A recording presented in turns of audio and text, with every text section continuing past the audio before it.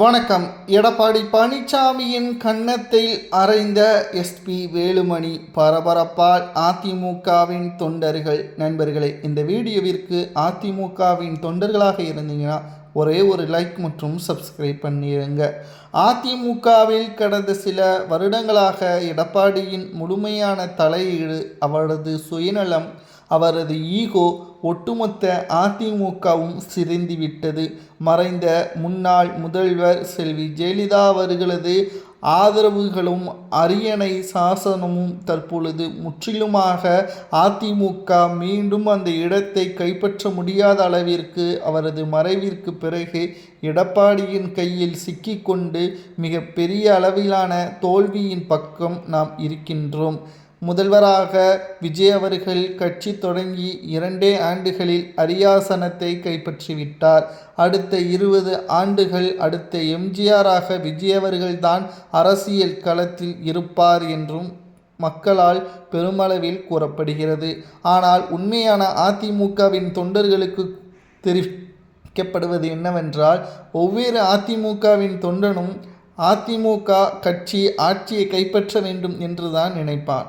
ஆனால் இப்பொழுது எஸ்பி வேலுமணி அவர்கள் தாவேகாவுடன் கூட்டணி வைத்தால் மிகவும் சிறப்பாக இருக்கும் என்று எடுத்து கூறியபோது தனக்கு முதல்வர் பதவிதான் வேண்டும் என்று அடம்பிடித்தார் எடப்பாடி.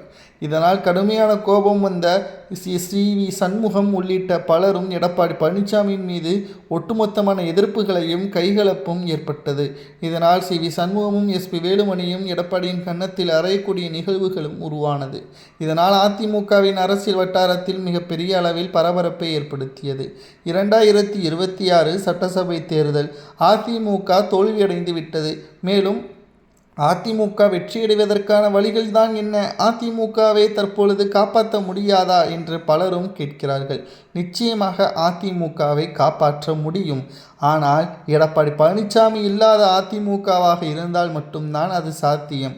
ஒரே ஒருவரால் ஒட்டுமொத்த அதிமுகவும் தோல்வியை தழுவுகிறது என்றால் அதிமுகவின் தொண்டர்கள் படைவளத்தோடு தலைமை அலுவலகத்திற்கு சென்று எடப்பாடிக்கு எதிராக மிகப்பெரிய அளவிலான ஆர்ப்பாட்டத்தை நடத்தினால் நிச்சயம் இது சாத்தியமாகும் என்று பலரும் சமூக வலைதளங்களில் கூறி வருகிறார்கள்.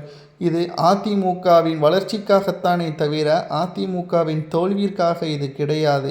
நடைபெறக்கூடிய இடைத்தேர்தலிலாவது அதிமுக வெற்றியடைய வேண்டும். இல்லை என்றால் மிகப்பெரிய தோல்வியே அதிமுக பெருமையானால் மீண்டும் இது போன்ற ஒரு வெற்றியே கட்சி ஆட்சி அமைக்க முடியாத நிலைமை உருவாகும். அது மறைந்த முன்னாள் முதல்வர் செல்வி ஜெயலலிதா அவர்களுடன் வெற்றி அடைவது முடிந்துவிடும் என்று நிர்வாகிகள் சமூக வலைதளங்களில் கூறி வருகிறார்கள். இதை பற்றி உங்களது கருத்துக்களை கமெண்ட் வாயிலாக கூறுங்கள். நன்றி, வணக்கம்.